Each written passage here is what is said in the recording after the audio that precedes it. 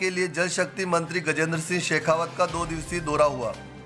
जल शक्ति मंत्री गजेंद्र सिंह शेखावत फरक्का बैराज परियोजना की महत्वपूर्ण मुद्दों की समीक्षा करने और परियोजना स्थल के क्षेत्र का दौरा करने का निर्णय लिया गया। समीक्षा और परियोजना स्थल का दौरा करने से पूर्व फरक्का बैराज परियोजना एनटीपीसी के पदाधिकारियों के साथ बैठक का दौर चलता रहा। साथ ही फरक्का बैराज की जमीन का भी मुआयना किया गया। प्राप्त जानकारी के अनुसार फरक्का बैराज की 39,000 हेक्टेयर भूमि है, जिसमें 20,000 हेक्टेयर भूमि गंगा के गर्भ में है। बाकी भूमि का सीमांकन किया गया है, लेकिन जिन भूमि पर बैराज द्वारा बाउंड्री नहीं की गई है वैसी भूमि को चिन्हित किया गया है, जो लैंड जिहाद के तहत स्थानीय विधायक के संरक्षण में भी अतिक्रमण कर लिया गया है। साथ ही गंगा में उत्पन्न चर मिट्टी की जमा गाद से निर्मित स्थान के सफाई करने और उपाय पर भी बात की गई। एनटीपीसी फरक्का के अस्पताल व स्कूल को आम जनता के लिए प्रारंभ करने की दिशा में प्रयास करने पर भी बल दिया गया। जल मार्ग से जहाजों के आवागमन पर भी विस्तृत चर्चा के उपरांत नौका विहार कर गंगा जल एवं स्वच्छता का मुआयना किया गया। साथ में उत्तर मालदा सांसद खंगेन मुर्मू, विधायक और भाजपा के सैकड़ों कार्यकर्ता उपस्थित थे। मंत्री अपने कार्यकर्ता से रूबरू होकर उनकी भावनाओं से अवगत हुए। नवभारत समाचार मालदा पश्चिम बंगाल से राजेश कुमार जैन की रिपोर्ट। परिवर्तन लाने का काम किया है। कल हमने फरक्का परियोजना से जुड़े हुए विषयों पर अपने अधिकारियों के साथ बातचीत की थी।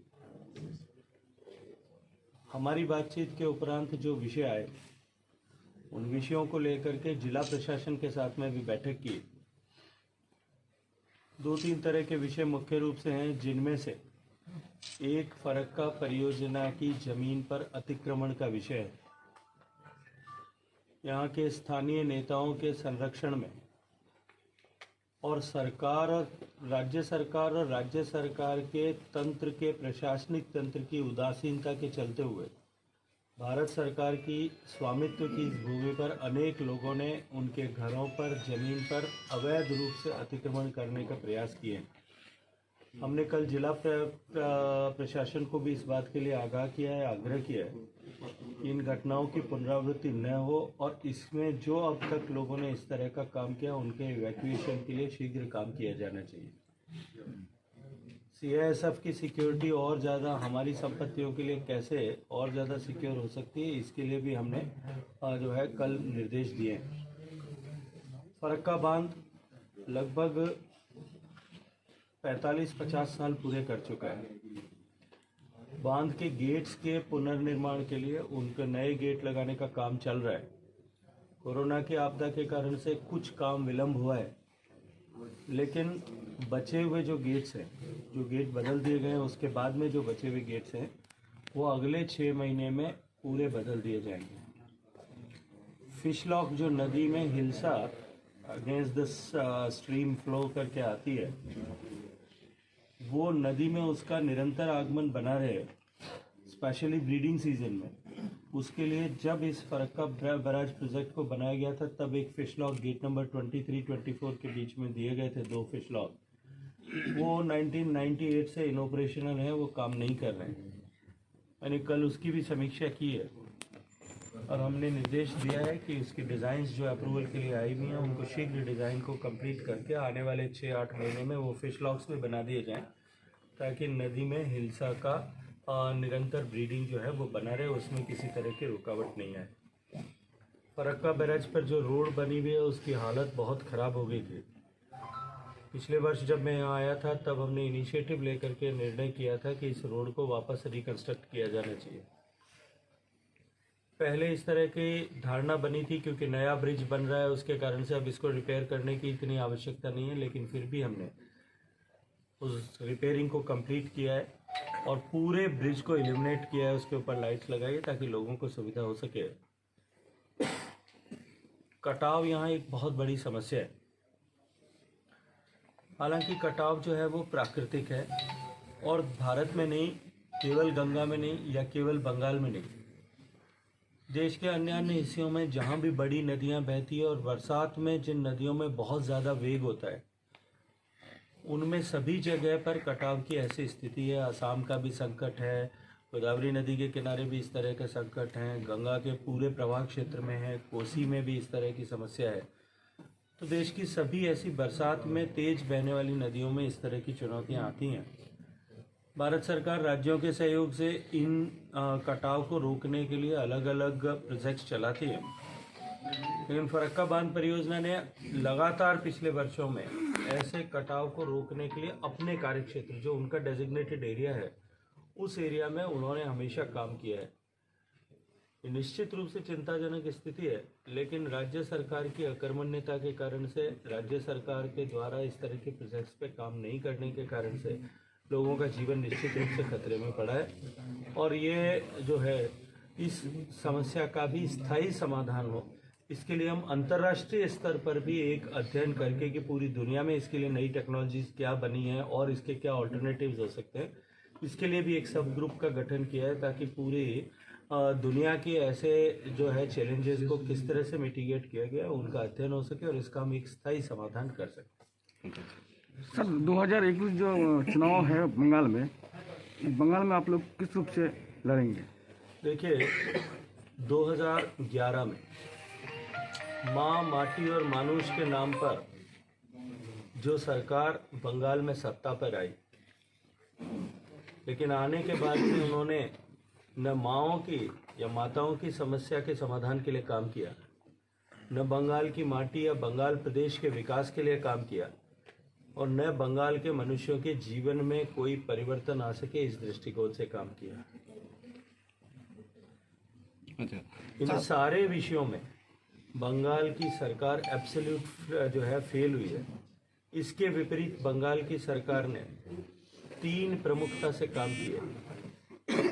एक जो है सरकारी तंत्र का पॉलिटिसाइजेशन किया, दूसरा राजनीति का अपराधीकरण किया, अपराध का राजनीतिकरण किया, और तीसरा जो है भ्रष्टाचार का इंस्टीट्यूशनलाइजेशन कर दिया है। भ्रष्टाचार को उन्होंने संस्थागत बना दिया है, एस्टैब्लिश कर दिया। किसी भी समाज में, किसी भी संस्थान में या किसी भी देश या प्रदेश में इन 3 में से कोई एक दोष यदि आ जाए तो उस समाज, संस्थान, देश या प्रदेश के क्षण को उसको बर्बाद होने से नहीं रोका जा सकता।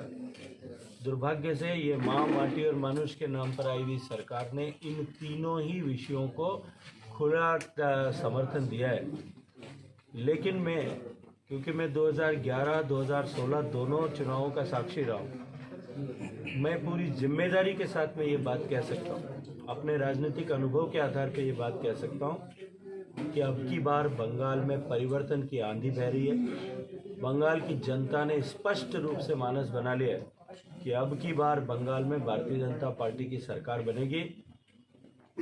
माननीय मोदी जी के प्रधानमंत्री बनने के बाद में देश में केवल एक ही राजनीति चलेगी, ये निश्चित हो चुका है कि अब देश में भ्रष्टाचार के माध्यम से अर्जित धन की ताकत पर या गुंडों के बल पर अर्जित जो है मसल पावर के आधार पर राज नहीं चलेंगे।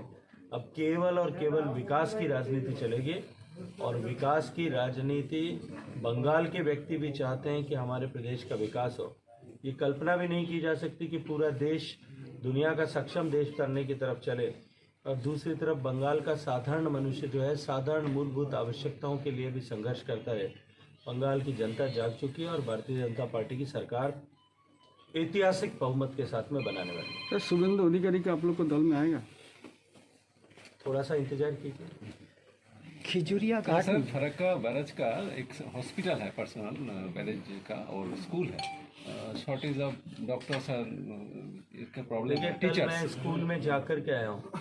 फरक्का बैराज प्रोजेक्ट का जो स्कूल है, वो स्कूल का हमने कंप्लीट अभी रिनोवेशन किया है, और मैं खुशी के साथ में ये कह सकता हूँ कि स्कूल में जो टीचर्स अभी काम कर रहे हैं, may be on contract, may be on permanent basis, but school में 2000 के लगभग स्टूडेंट्स पढ़ रहे हैं, और उन्होंने बोर्ड में उत्कृष्ट परिणाम, जो बोर्ड परीक्षाओं में उत्कृष्ट परिणाम दिया है। जहाँ तक हॉस्पिटल में स्टाफ का या डॉक्टर्स की बात है, अब क्योंकि हमारा यहाँ पे टोटल डिप्लॉयमेंट बहुत कम हो गया है। कभी किसी ज़माने में 4000 5000 एम्प्लॉयज़ हुआ करते थे, अब हमारे केवल 170 एम्प्लॉयज़ यहाँ बचे हैं। राज्य सरकार को हमने कई बार कहा है, स्कूल के लिए और हॉस्पिटल के लिए, दोनों के लिए, कि वो इसको एक पब्लिक हॉस्पिटल बनाने के लिए हम इंफ्रास्ट्रक्चर प्रोवाइड करें और वो इसको पब्लिक हॉस्पिटल बनाएं और पब्लिक स्कूल बनाएं, इस दिशा में काम करें। लेकिन राज्य सरकार ने हमेशा ही इस विषय पर उदासीनता दिखाई है। मुझे लगता है कि आने वाले समय में जो है, जब व्यवस्थाएं बदलेंगी तो निश्चित रूप से हम इन चीज़ों को भी और अधिक जो है इफेक्टिव बना पाएंगे। आपने अतिक्रमण का मुद्दा उठाया। खिजुरिया घाट के क्षेत्र में आपका फरक्का बैराज का कुछ जगह है जिसको बाउंड्री वाल किया जा रहा था। वो बाउंड्री वाल अपना जगह छोड़ करके 10 फीट छोड़ करके बाउंड्री वाल दिया गया है, जिस पर अतिक्रमण किया गया है। और वहाँ पर CISF का जो कैंप है, माने भवन बना हुआ है, उसको वहाँ से स्थानांतरित करके और अन्यत्र कहीं ले जाया जा रहा है। देखिए, जैसा मैंने कहा कि अतिक्रमण यहाँ इस क्षेत्र में बहुत बड़ी चुनौती है। राज्य सरकार और प्रशासनिक तंत्र जो है उसमें बिल्कुल उदासीन है। वो हमारी तरह हमारा तनिक भी सहयोग उसमें नहीं कर रहे हैं। इसीलिए मैंने कहा कि हमने जिला प्रशासन के अधिकारियों के साथ में भी बात की है। यहाँ तक कि अतिक्रमण के समय में हमने चीफ सेक्रेटरी को, डायरेक्टर जनरल पुलिस को, सबको सूचित किया था, लेकिन कहीं से भी हमें किसी भी तरह का सहयोग प्राप्त नहीं हुआ। लेकिन हमने CISF को भी निर्देश दिया है कि अतिक्रमणियों के खिलाफ जो है और कठोरता के साथ में पेश आने की आवश्यकता है। वहाँ से यदि वो स्थानांतरित कर दिया जाता है, कोई हस्तांतरित नहीं होगा, चिंता मत करिए। और ये फरक्का बैराज पर अभी सिर्फ अतिक्रमण जो है वही हस्तांतरित होंगे, हम नहीं होने वाले हैं। फरक्का बैराज पर हैवी व्हीकल को लेकर के बात है कि माने भारी वाहन और ओवरलोड गाड़ियाँ पास होती है, जबकि उसकी कोई मानक सीमा तय है। आप चिंता मत करिए उसकी।